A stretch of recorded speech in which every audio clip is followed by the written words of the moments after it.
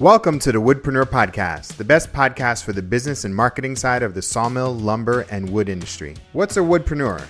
If you have a business where you make money as a woodworker, sawmill owner, selling slabs, or a content creator, then you're a woodpreneur. My name's Steve Larziliere, and I started Woodpreneur Life, Acres of Timber, and the Woodpreneur podcast just for makers, wood entrepreneurs, and small business owners just like you.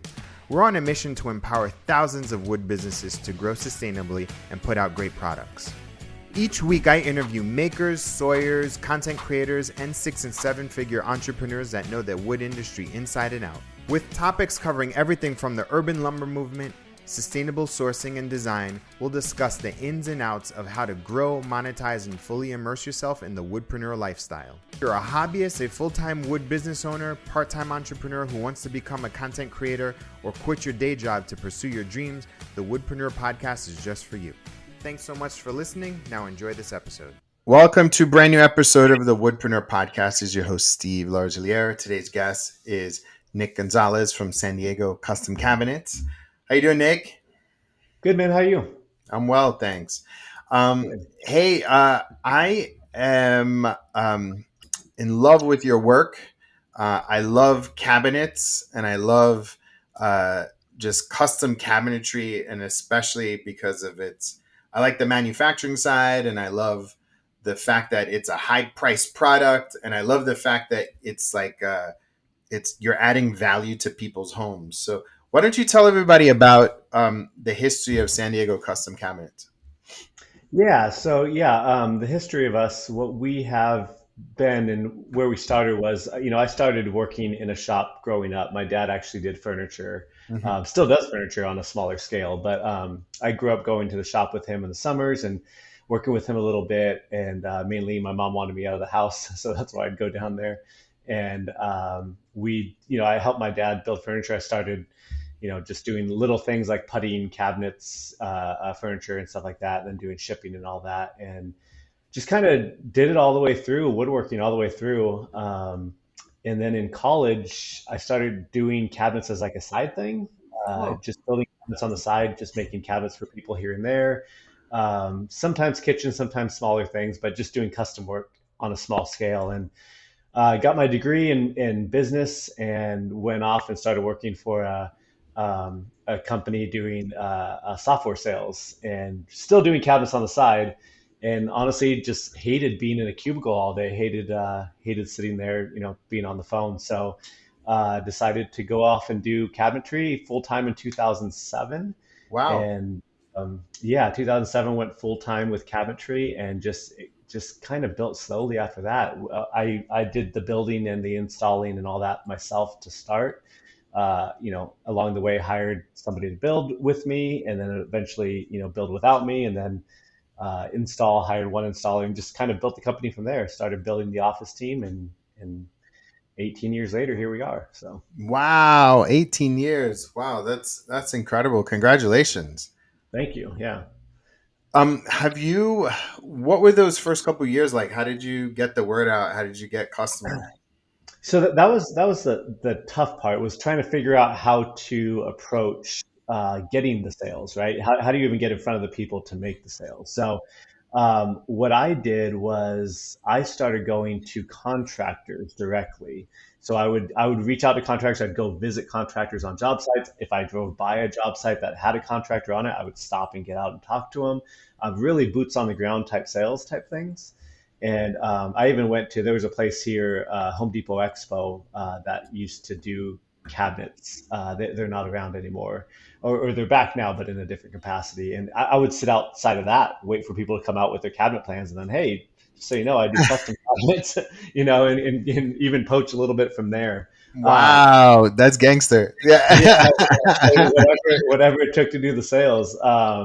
And then one of the biggest things I did, end of 2008, I started doing the trade shows, which aren't as popular anymore as they used to be. Are these like home and garden shows? Correct. Yeah. So home and garden shows, right? In San Diego, there's probably 3 or 4 of those a year, but 3 or 4 companies a year, but they do 2 shows. So you have a show usually in the winter, springtime, and then you have a show in the fall, winter time. And back in 2008, 9, 10, 11, those were the place to be. I mean, the internet hadn't really gotten to the point where you're doing marketing on the internet. Social media wasn't at that point yet. So that was really the way you did it. And there would be hundreds and hundreds of people going through that show. That's And wild. I mean, I remember one show, I got 34 jobs out of one show. We haven't got 34 jobs out of the last 5 years of shows that we've done, but back Wow. yeah, back then shows were the way that we kind of grew. And not only that, uh, there was a lot of contractors and designers in those shows. So not only am I selling to the people that were walking the shows, but I was actually selling to the other contractors that were also Mm, selling kitchens in there. So at one point, we were building for 90% of the people that were marketing at the shows, right? So basically, wow. it didn't matter who you went through. We were going to be the ones getting the cabinets, you know. So that was really a big um, that was really a big push for us. That was kind of what got us, on the map. And what do you think? When you think about like you versus anybody else back then, what do you think? What do you think was the difference? Because I know that when you start a business, you're trying to find your angle, you're trying Yep. to find the right audience, you're trying to find like what's the sort of what's the set of words and sentences that I'm going to put together that it's going to allow somebody to say yes. You know what I'm talking about? Yeah, so that was tough. I mean, I do think that price is always a big thing. So I do think we had really good timing because when I started in '07, that was kind of the crash, right? That's when Yeah, yeah. everything kind of hit. So a lot of the bigger companies were struggling because they had a lot of overhead, buildings, cars, employees, all that stuff, and it was just me. So price wise, that's when everybody was dropping their prices, and I was still super competitive being a one man show at the time, to be able to compete with those people price wise. So Yeah. once you get in front of them, then it's about, hey, you have to be confident, right? You got to be able to sell people that, hey, I know I'm a one man show, but I can get this done, and I can get this done better than these people that you're looking at, or the companies that you've sought for that. So it's really just selling yourself and your company, and telling people what the advantages are. One of the Hmm. advantages to what we do is we build our cabinets across the border in Mexico. I was actually there yesterday. Go once a week down to the shop. So one of our biggest advantages, and it's still an advantage today, is that down there we can use a conversion varnish, which is oil based, that you can't use in California. You can use it in every other state, I believe, except for California and New York. So you can use it in Arizona, you can use it in Nevada and Oregon, all those states, but you can't use it in California because California has mandated that the EPA regulations with conversion varnish and the catalyst ratios, all of those have dropped dramatically over the last specifically over the last few years, but over the last 15 years, those have changed dramatically. So to start, that was one of the biggest selling points. Was I would tell people, hey, the finish we use, you can't. If you have any local shops doing it in San Diego, they can't use this finish. Your finish is not going to hold up. It's 100% the truth. And so that right there, people are like, well, I'm spending 10, 20, 30, 40, $50,000 on a kitchen or cabinets or whatever. I want that to last, right? I don't want to have to repaint it in 5 years. I want it to last 20, 30 years. So I think that was a huge advantage for us. Could you dive in a little bit more on that? Like, so the finish that you're using on your custom finishes Mhm. on your I'm sorry, your custom kitchens hold up more than what the state is permitting you to add to Yeah, so, your so the idea products. the idea behind that is, California, they like to regulate. They're trying to be as green as possible. So over the years, we've gotten Sure. more and more green, right? So what they wanted to limit was the amount of oil that was being used, right? Oil-based products, right? Gotcha. That's being used. So they went more towards water-based process. It's Gotcha. honestly, it winds up being the same thing because technically wise, on a finish that I'm using oil based, the coverage that you get with oil based is it's like 5 times what you get with water based, right? So when you're Yeah, yeah, when you're yeah, yeah. shooting with oil based, your tip can be about that wide, right? But it's going to spread over that distance. When you're shooting with water based, your tip has to be like this wide, right? And there's no coverage. So you have to go over the same area 5 or 6 times. Multiple Right. times, and you're using more, and it's costing more. So at the end of the day, you're like, wait, are you saving anything? Are you using less materials? You wind up using more materials, Yeah. and it falls apart in 5 years, so you got to spray it again, right? So Oh. with the oil based stuff you put on, it's like I said, it's going to hold up for a long, long time. So And so before, when you first started, you had your own shop and you were just everything with table saw, building everything yourself? yeah, so I still remember the first job I did. It was probably 2000. Gosh, probably 2004, 2005. And what happened was Yeah. my dad had a friend in Palm Springs, and Yeah. he knew that we had a shop, so he actually did fully catted program in like shop drawings and cut lists and everything. And so my dad hands it to me and he goes, "Hey, I don't want to do this. You do it." And I mean, he was like reading Chinese. I was like, I have no idea what I'm looking at here. I Yeah, and you're a finance person. You're a salesperson. Sure, So exactly. like, So I'm looking at this, and, like I have the experience with carpentry, but I'm looking at this and like just the numbers and like honestly, what's a yeah. stile? What's a rail? Like, it's telling me all these technical cabinetry terms, and I'm reading this. I'm like, so I struggled through that kitchen. It was actually me and one of his guys helped me, so we were working together, and everything was done on a table saw, every single part, right? Line boring for the shelf pins, like as basically as old school as you can build So much waste. So much waste. yeah, the yield on what we were doing was like 50%. So much So, waste. yeah, so I mean, it took me probably a month to build that thing, but we built it every single box. And what's funny is that kitchen was actually Euro style, so it was frameless, right? So we build Mhm. primarily face frame, well, actually all face frame now. So at the time, I didn't understand because there was all these fillers and stuff in the cabinets, right? So I'm like, well, what does this go? Where does that? So it was a great learning Yeah. experience, but it was a struggle for sure. And how did you start moving to so do you still maintain a shop in San Diego? No, so yeah, no, our shop is only in Mexico. Yeah, we only have a shop down there. So our showroom is in So- San Diego. Okay, so you do design and sales Correct. and showroom in San Diego, Yep. and then Our you drive warehouse. 45 minutes. You drive 45 minutes to Mexico. Yep. Yeah. So our warehouse is here. Our showroom is here. Our sales are here. Our design, everything. I have a design appointment after this with somebody. All that's Yeah, here, and then we just manufacture the cabinets across the border. So we're in Maquiladora. So we take down all the raw materials from California, take them down to Mexico, and then we bring back a finished product. So that's part of the Maquiladora cool. NAFTA. So Yeah, that's cool. yeah. Did you? Is it a shop that you built, or is it a shop that you like acquired? No, so again, my dad's been doing furniture since before I was born, and then Hmm. we acquired. Are you Mexican? Yeah, yep. Okay, So okay, yeah, okay. so we acquired the shop in 2002. We were I'm sorry, in 2002, my dad moved his shop to the TJ area, Yeah, and before he was working for a person at Tecate, and yeah, so I want to say in 2005 we moved to the location we're at now. It's about 100,000 square feet building, and so he had a really big operation going. And once COVID hit, he struggled because there was no sales on furniture at all. So yeah, yeah, when yeah. COVID happened, he basically retired. So now he's kind of helping in a more consulting fashion.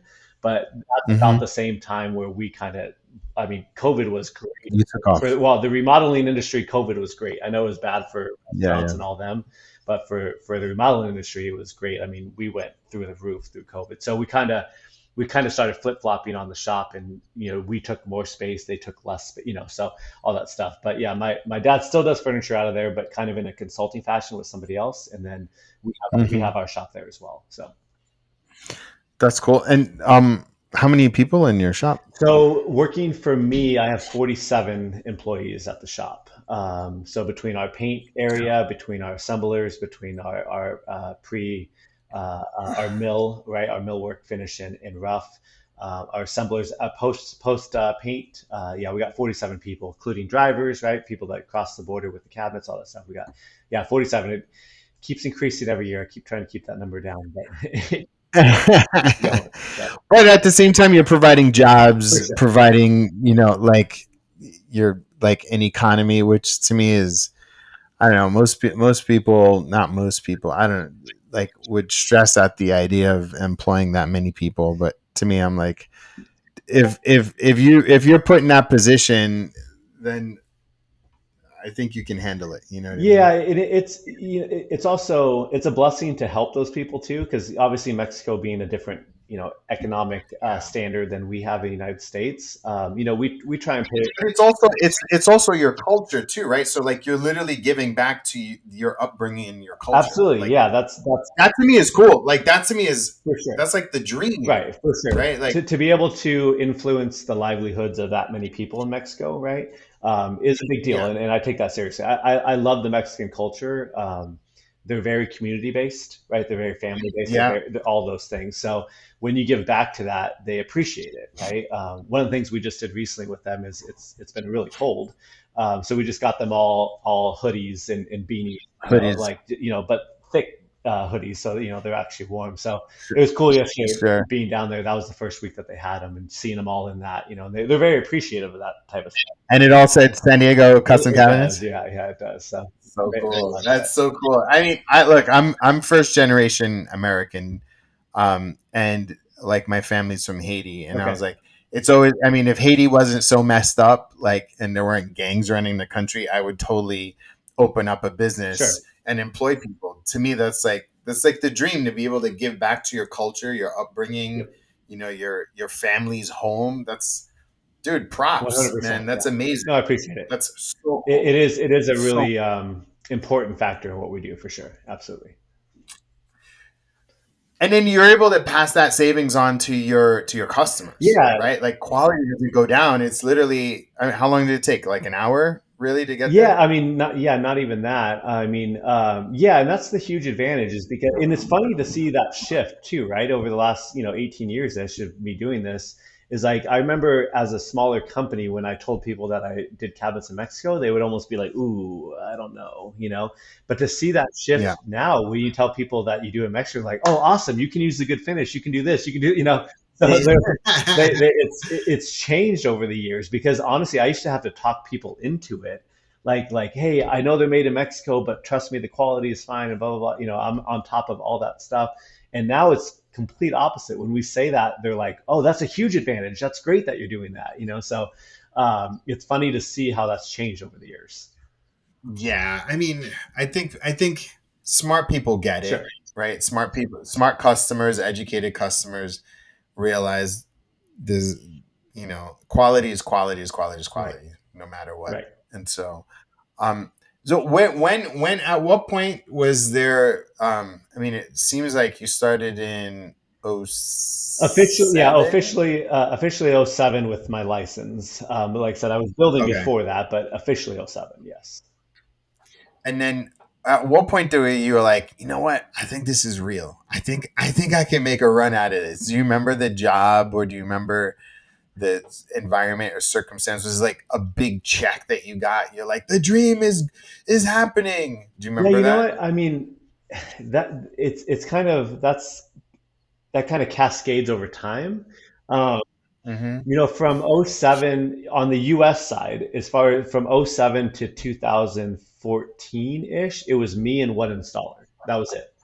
So I Yeah. did the design, I did the accounting, I did the everything, right? Everything. So it was really when I started hiring basically office employees. Hey, people to do design, people to do the accounting, people to do marketing, people to do. It was really when I started building those blocks and then bringing in quality installers. Because I was saying that wasn't a light bulb moment overnight. It was kind of a cascading thing Mhm. where it took time. Once I had my first quality installer, who is still with me to this day, um, I Yeah. got I got a ton of confidence knowing that hey, I know I can build a good cabinet, but now I got this stud installer that can put these cabinets in, and I know that the install is going to be great. So that was Yeah. like okay, that took me from 50% confidence to 60% confidence, and then I started building my office team, right? And man, I got this really killer designer who has a background, a master's in interior design, and knows how to do it. Oh my gosh.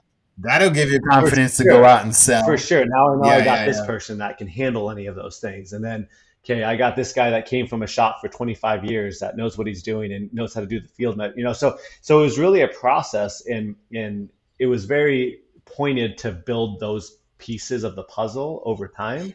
And Yeah. so over time, just more and more confidence to where today, I mean, our team's incredible. We have an incredible team.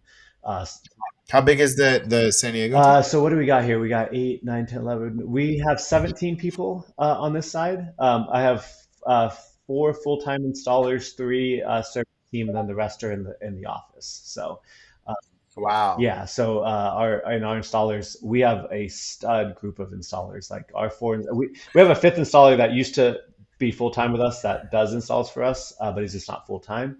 But those 5 installers, I would say, are the best in San Diego. All 5 of them. How did you start to learn how to manage that many people and to grow an enterprise? Yeah, I say it all the time in our meetings. I tell people, I'm like, hey guys, understand that I've never been at this point in a company. This is my first time here, so I'm going to make mistakes. I'm gonna do things that aren't the right path for us to go down.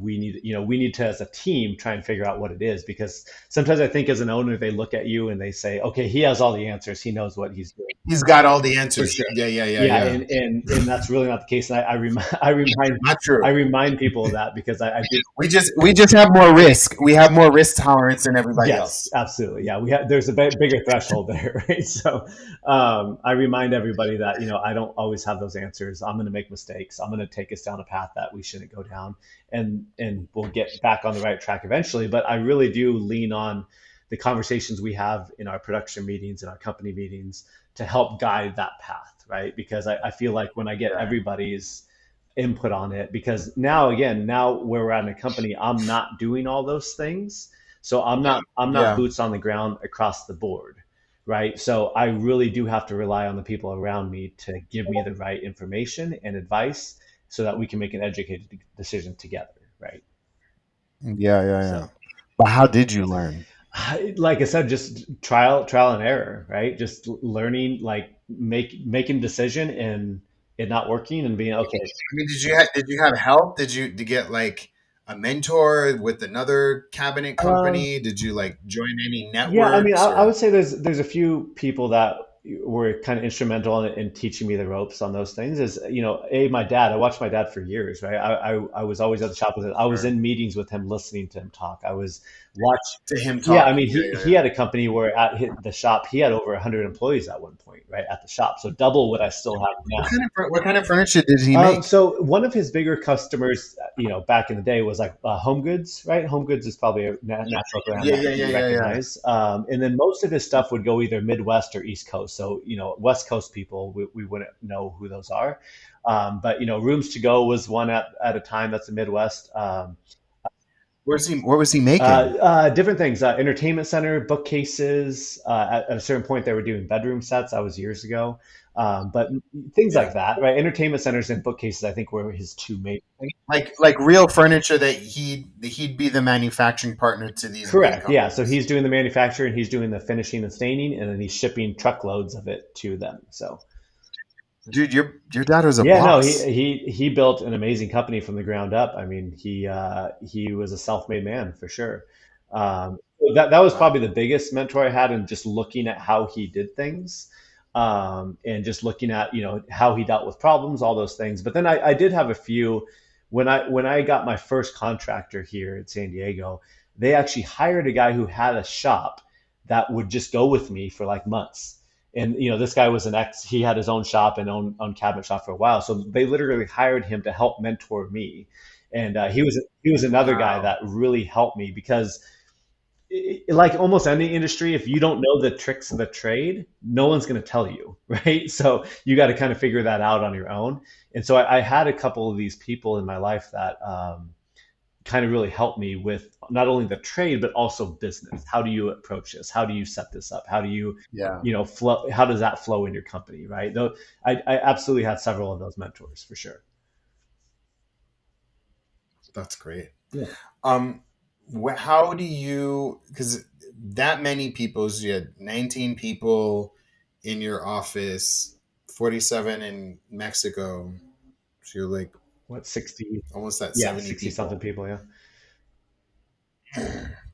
How do you stay sane and like balance, not necessarily balance, but how do you sort of continually to take care of yourself as a leader? Yeah, so that's a great question. And I will tell you, before COVID, I did a terrible job of that. I mean, I was working 6 a.m. to 2 o'clock in the morning. I'd be at the office literally till after midnight, just working, doing things, really taking on too much. There was no work-life balance. There was no, I mean, just it wasn't a good place to be. COVID forced me, obviously, because for 3 months we couldn't do very much of anything. Um, it forced me to take a step back and to, okay, now, hey, go work out for an hour, right? Because you could do that during COVID because we were. Yeah, So, yeah, yeah, so yeah, even with my yeah. kids being home, I got 4 kids, and I was able to, from 6 or 7 in the morning, whenever they got up, till 10 a.m., hang out with my kids, and then from 10 to 12, go work out and go run and go do what I need to do, and then from 12 to 5, do work. And I was able to do that for 3 months, and then once we started getting back on track, I realized I didn't want to go back to the other way. So that that Mm, that forced me to hire a few more people to take on a few more hats of mine, because at the time I was still wearing probably 10 yeah. or 10 or 12 hats. And I was like, you know what? These people that I'm going to hire are going to be better at those things than I am. And I'm going to take the 3 or 4 hats that I know that I'm the best at. Right. And I'm going to Yeah. move forward with those hats. And since COVID, I've had such a healthy work-life balance and been able to stay sane, because there's been those times where you're like, I can't do it anymore. Like, I can't. You're so overwhelmed with everything constantly. I remember the stress True. headaches that you get in the back of your head. I used to get those all the time. Yeah. And like I said, I Yeah. mean, COVID in that respect was a blessing, because it forced me that, and I haven't gone back. Now I get to coach my kids' sports teams, and things that I wasn't involved with before, and able to do it. It's so Yeah. healthy, and I'm in such a better place than I was 4 years ago. That Yeah. makes sense. Let me ask you, your growth and where you are now, was it always the goal, or did you kind of like stumble upon it and then bam, like that? Like, was it, did when you first started, where you're like, yeah, I want to have a thing with, almost 70 employees, and like that was from the beginning, No. Yeah, no, or that's a great question. From day one, what I told myself, I actually had it written on my phone. It was on my screensaver on my phone for years. And every person that came into my company, from day one, I always said, I don't care to be the biggest. I want to be the best. And so whether that hmm means one person shop, whether that means where we're at today, I want to be the best, right? I'm I'm a perfectionist, so I don't ever think I'll be the best, but I will always strive yeah, for that, right? Like, we will be better. We will be better yeah, this year than we were last year. And I think that yeah, philosophy just organically grows the company, right? As you know, yeah, like, companies, you can't stay stagnant, right? You're either moving forward or you're moving back, right? And so, yeah, so yeah, it was never, to answer directly your question, it was never a thing of, man, I one day hope that I have 70 employees and doing this. Like, honestly, it was something that I remember when I first started. I prayed and asking God to help me in what I'm doing. And, hey, God, if I can only do 2 kitchens a month, I will be the happiest person alive. That was an actual prayer that I yeah. prayed to God, asking Him for, because I'm like, I just need 2 kitchens a month. I mean, last month we did 36 kitchens. This year we're on pace for 39 this month. It's Yeah, I was about to say, now you're doing two kitchens a right. day, right? Okay, Like so you're, I mean, God, looked at what I was doing and was like, "Oh, that's hilarious! I got something bigger yeah, for you." yeah. So it was never a purposeful thing. I think just organically, because of the mindset, that growth was just going to happen naturally, right? So I mean, and then along with that, you're probably got to see a lot of um, personal success and gratification in knowing that the product that you're creating and that devotion to being the best is is like living in people's homes for yeah, forever. 100%. That's the payoff, right? I love walking into someone's home and, and telling them, just being able to visualize what they're going to have, when we're done, right? Like, hey, I can see it. And then just to get the positive feedback that we do get, people like, oh my gosh, thank you. Your company is so much different than every other company top to bottom because you guys streamline everything, blah, blah, blah. I mean, those are all purposeful things because we want to be different. We don't want to be the same. And it is very gratifying to see that process. And again, one of the things we say monthly in our production meetings with the company is I remind everyone, guys, understand when we go out in the field today and we meet with customers and we design cabinets, understand that this is that customer's only job. I know it's just another one for us, Yeah. but this is that customer's only job. Treat them like Yeah. it's your only job because that's the treatment that they Mhm. want. They're investing a lot of money in this. So we want to make sure Yeah. that we're making them happy and that they understand that we're there for them. And I say it every month to make sure that because you lose track, right? When you're doing volume, you lose track of that.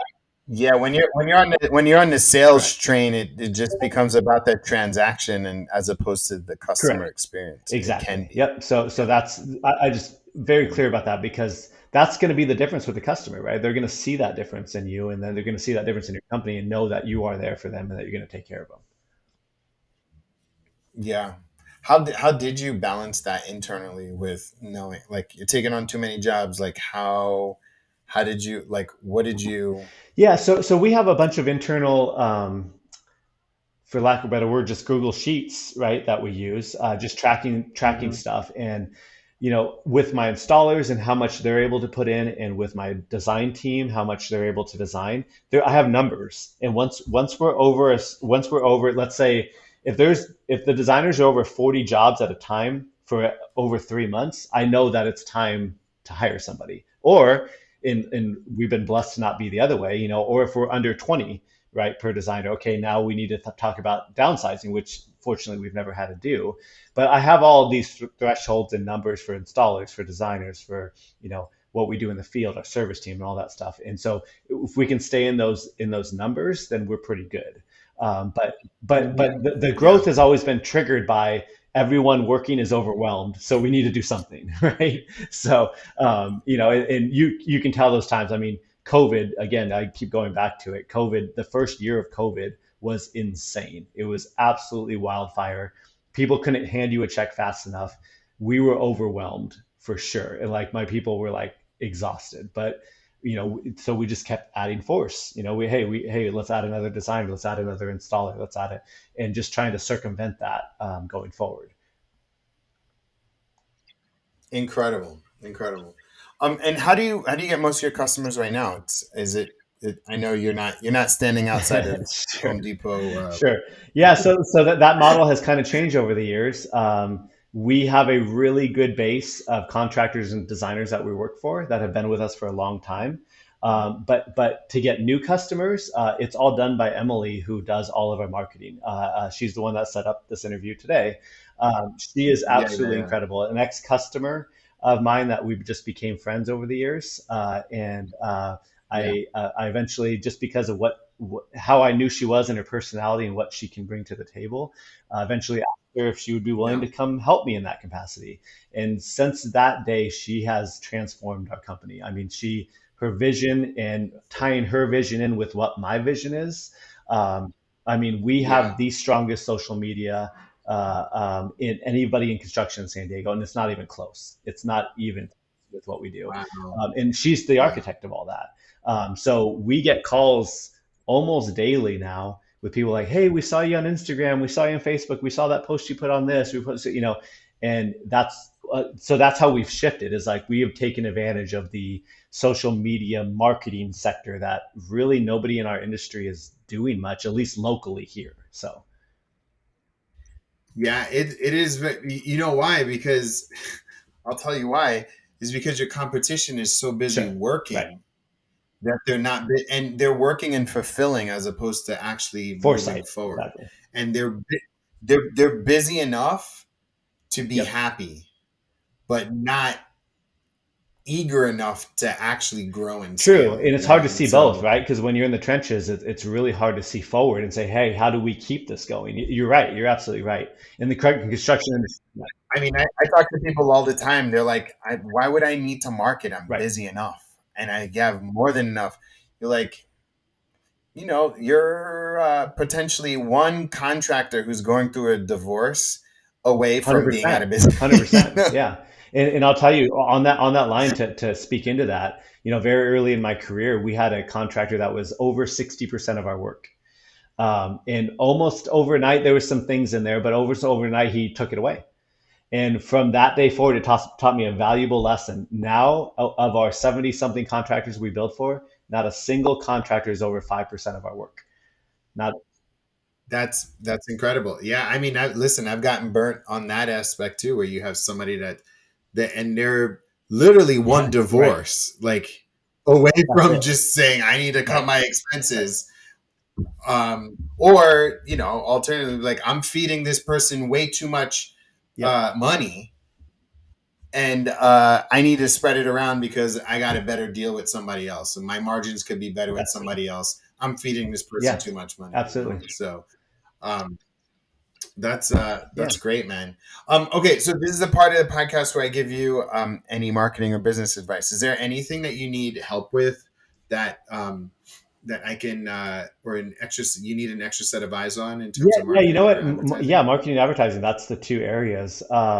We now feel like as far as social media, we kind of have Instagram cornered, we kind of have Facebook cornered on that stuff for what we do. We're trying to think of like what the Yeah. next thing is, and our thought is it's YouTube. Start going to YouTube and releasing longer videos than these little 15-second quick things, but we're not really sure what the next step is because we're not satisfied. Again, I'll never be satisfied. So we're not satisfied where we're at. We always want to stay ahead of the curve. So yeah, that's one of my main. That's what I wrote down, and my main question to you is what would you think for a company like me would be the next step marketing wise? So I'm looking at your stuff and it's beautiful. And I see that you have like your latest video um, got like 700,000 Yeah, views. Did well, you we know have that? one that has 3.5 million views. We're not. I'm not even sure how Yeah, that happened. that's wild. But Yeah, well, yeah, you got a couple an 851, yeah, yep. 1.5 million. So here's the thing is the sleeper sort of sector is search Yeah. engine Okay. optimization. SEO. You're not doing much of that, No. any are I, you? I, Yeah. yeah. So it's long game, but it is very, very valuable. It's literally like Okay. planting a seed that as you go more and more and more, and the more you stay on it, the more valuable your actual asset in terms of your website Okay. becomes. And so what does that mean? It's like you have a great website. However, I feel like I got more out of you on this podcast than any of your customers ever got Sure. on your website. True. There's not a lot of in-depth content on the store. Like you're doing 39 kitchens. That's massive. Every single one of those kitchens, even if you look back on the past 12 months, are articles and stories and content that you could be putting out in written, visual, and Hmm. video. But then you want to get a little deep, right? Like here's the crazy thing. San Diego's, San Diego, like Metro San Diego, is It is pretty one of the big, biggest counties. Yeah. and it's very town Hmm. centric, right? There's North County, there's Right. downtown, there's like Hmm. more east, right? Like there's so many different parts, and you deliver and you build, and they're all over, Correct. correct? All over that. So if you and I bet you've sold in Oh yeah. Encinitas, right? One of Encinitas, our main Carlsbad, like areas. Yeah. all the time. Dude, if you had 10 articles and 10 YouTube videos on those builds and features, not only are you just dominating, you're dominating the whole entire search engine ecosystem as it relates to San Diego and cabinets and kitchens Hmm. and built-ins. And so for me, I think what you need to do is to go deeper in terms of Okay. storytelling.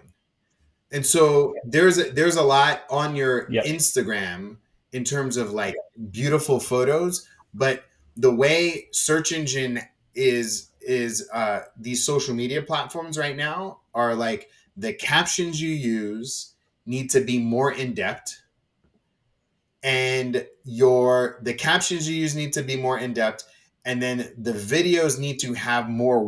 words in them, because what ends up happening is that, like, dude, you can if you can end up number one on like San Diego cabinets, which I'm pretty sure Yeah. you are without even Googling, right? Like, you're number one. But then if they go to YouTube, now they can Sure. watch a video about their town and their neighbor getting their kitchen. That's better than having Right. a sign outside of a Right. house when you're building. It's literally the same thing. So now you have all of these towns, El Cajon, Pacific Beach, Mission Beach, like downtown San Diego, Yeah. Oceanside. You Yeah. probably Yeah. do it Mhm. Oceanside too, Everywhere. right? Oceanside, like everywhere. Now you've literally dominated, and you would have, and because of the long tailness of search engines, if you went on a swarm and you said, you know what, I'm gonna create 4 or 5 amazing articles a month and videos, it would add to the dominance Yeah. that And you that's, have. yeah. Because now here's the biggest thing. On Instagram and Facebook, you're having to rely on an unknown Right. algorithm to deliver your content to people who may or may not be Right. your ideal customer. However, if somebody's literally going into Google and typing best kitchen cabinets maker in San Diego, you show up, right? Maybe you're number 3, but maybe they look at the top 2, or maybe they go to YouTube. But if you have more content and more education than anybody else, they're Makes naturally sense. going to Yeah. come to you even more. And that's more of a No, qualified absolutely. customer. Does Right. that Yeah. make Because now sense? they've almost been vetted for us. Right. So, They've right. been vetted for you. And they show up Yep. way more educated. Well, so Way yeah, on a more. smaller You scale, could, that's happening a little bit because now what's funny is since we've done all our educational videos, I'm showing up to houses and people are like, oh, it's you. Oh my gosh, I watched all of that series of blah blah blah blah blah. Like I'm like, oh, that's cool. So it's happening on a small scale right now, but I'd love for it to, you know, yeah. So here's another thing. I think you probably need to do a whole series on your yeah, we, Mexico we want manufacturing. it's in the works. That's in the works. Yeah. I think you need to lean heavily into that, because what will end up happening is you could probably tap into every town. You could probably go as high up as Orange County. Yeah, in which we are. We're doing a few things there too. But yeah, you're right. We plan on doing a series there because I think once people see the shop and what we're capable of, they're going to be like, "Oh, they can do this." Like they can take this Even your everything. built-ins Yeah, are down there everything's too. down there. So Dude. that's the thing is like usually the shop is right out back, right? And they go look in, it's like a 800 square foot, 2 table saws and a CNC, right? It's like if they saw our shop and saw the Yeah. capacity we have and the machinery we have and what we're doing, they'd be like, "Oh yeah, this is the company that can do it." And if you want to put a nail in the coffin of every other competitor out there, not that you're not like that, but like, Yeah. if um I would link a So charity project Oh, nice in in Mexico. Mexico. Okay, yeah. So we have a few charities we work for here. But yeah, you're right. We haven't done Yeah. anything in Mexico. No, that'd be good. That'd be a good tie-in. Yeah, I mean, if you did one locally, you did one in Mexico, but if you were able to, oh my God, like if you had an Sure. orphanage that you built out, like if you had, Yeah. oh my God, Yeah. like everybody would No, love you, that's a good point, like and that's even more so. not because of the benefits of business that it gives to me. That's important to me either way, right? Like we need to be giving back as much as we can Exactly. because we're just very fortunate with what we have, and we need to let other Yeah, people that are struggling get some of that. So no, that's a good absolutely, point. That's a good absolutely. point. Okay, no, that's Was yeah, that really helpful? helpful. And then real quick, the only other one that I have that I want your advice on because I so you have a really good thing going. Um, is that should we Yeah. be worried about when you have a video that has 3.5 million views and then the next video has only like 7,000 views? Like, is that something to worry about, or is that you don't need to worry? Okay, No, no, no, no, no. It doesn't. It does. None of that matters. You know why? Is because the part of the biggest thing too is like the one of the biggest things with Instagram or even social media is that you have all these sure, followers, right? So you have 24,000 followers. Um, you don't actually know right, who they right, are, and if you can create a system where you can routinely get those people that are followers to get on an email list through some sort of mechanism. And so maybe it is like a, design a kitchen consultation, or like, on Fridays we have talked to one of yep, our designers, a designer open yep, house, right? And people can submit ideas to you, but you just need to get those 24,000 people onto a mailing list, because then if you're able to get them on a mailing list right now, then you can got it, continually market to them, right? And so a system that I would do somehow would be to routine, and it might be too much for Emily because it sounds like she's potentially doing a lot, is to routinely DM the people that engage on your got it. content. So yeah, so okay, so actually, so that was And the then, question is because at this point we're getting so many comments and so many messages that it's really hard to keep up with. I mean, a year ago it was fine, but we've literally picked up 18,000 followers in the last 6 months. So it's like now we're not responding to yeah. everybody, and I didn't know how important that was to respond to everybody. Oh, it totally is. This is one of the Okay, things that people don't do. They literally don't do. It's like it's kind of like you have a party and you invite 1,000 people and you don't know who sure, anybody is. Like, and so you just need to routinely get through and you can do this organically, meaning comment with your city and state. We just want to know, right? Like that's one thing that I would do. Or like on Instagram, there's a feature now where you can say like a poll. Are you in Southern California, or are you in like where are you? Like, are you outside of California?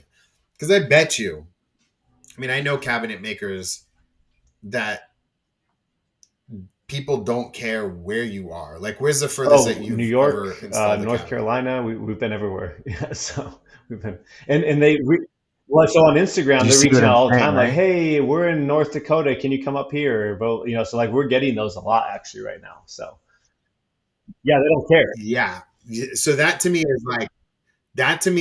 super interesting. And I would reserve those for like, the Johnny Walker Yeah, has like the yeah. blue label. I would reserve that for like a specialty line. I would create a second Sure. tier Good. Right. Right. and start Right. segmenting your product lines Got it. Oh, that for makes sense. that No, that's a good level. idea because yeah, because we joke in Do here. you know We're what I like, man, we mean? were short sighted in calling it San Diego Custom Cabins. We should have called it Worldwide. Like something bigger, right? So no, that's a Yeah, good yeah, idea yeah, because then we could have San Diego yeah. Custom Cabinets and like, hey, we have this line of cabinets called, Forest, blah, blah, blah, whatever cabinets or whatever. So Well, because I mean, truthfully, the biggest thing that you could do is, I mean, because you can ideally serve right. Mhm. Phoenix, Arizona, right? There's so Yeah. many, Oh yeah, Temecula, yeah. right? We Like, do do you a lot. serve We Temecula? have an Yeah, install next week yeah, there. yeah, So. yeah.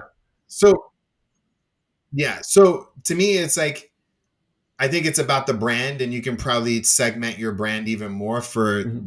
the higher level. Because I bet you sometimes you come on and people like, if people are saying yes too fast, then your prices are too low. Sure. Well, yeah. Now we're getting the thing because of our website and Instagram and all the stuff we're doing. Literally, we're getting the call and they're like, "We don't think we can afford you, but we're," you know what I Mm, mean. So we're getting that yeah, call yeah, now.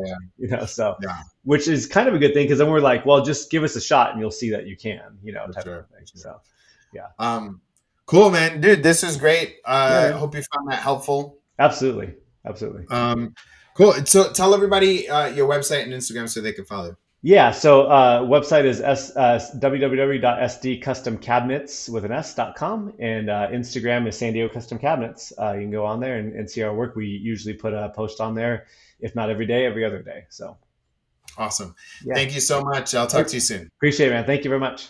All right. Bye.